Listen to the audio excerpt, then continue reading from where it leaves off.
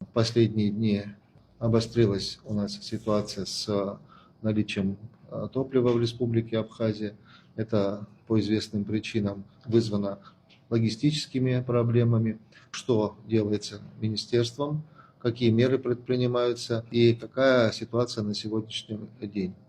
По вашему поручению, по поручению президента, ежедневно ведется мониторинг текущей ситуации на топливном рынке в Республике Абхазия. Сложились обстоятельства, которые немножко усложнили нам логистику тех объемов, которые были законтрактованы полностью для обеспечения всех автозаправочных станций в нашей топливной отрасли.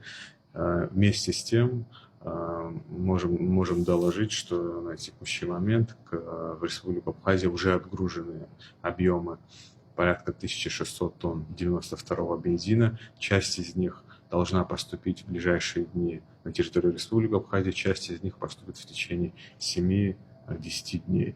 Это позволяет нам с уверенностью говорить о том, что ситуация по вашему содействию, по содействию президента, она потихонечку нормализуется. И, конечно, эти объемы не позволяют нам полностью сегодня обеспечить нормальную и стабильную деятельность, но отгрузки топлива в Республике Абхазия продолжают осуществляться. Вы сказали о том, что некоторое количество, там более 1000 тонн уже отгружено. Как по срокам, вот говорите, там часть придет совсем скоро, часть через 7-10 дней. Но вот совсем скоро это какой объем? 350 тонн мы ожидаем в течение 2 дней поступления на территорию Республики Абхазия, это сегодня и завтра, и 600 тонн в течение 7 дней, и объем 840 тонн по подтверждению по отгрузкам, которое поступило сегодня утром, мы ожидаем в течение 10-15 дней. Также хотел бы добавить, что наиболее острая ситуация сейчас у нас с бензином. С дизельным топливом ситуация нормализована.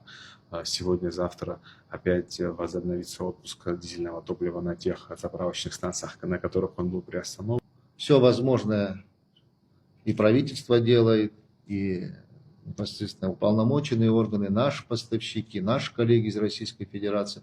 Очень рассчитываем, что ситуация поменяется. Вчера проводились несколько совещаний, в том числе под руководством президента. Сегодня уже мы видим о том, что отгрузка уже есть. И ищем различные способы для того, чтобы сократить дефицит топлива в стране.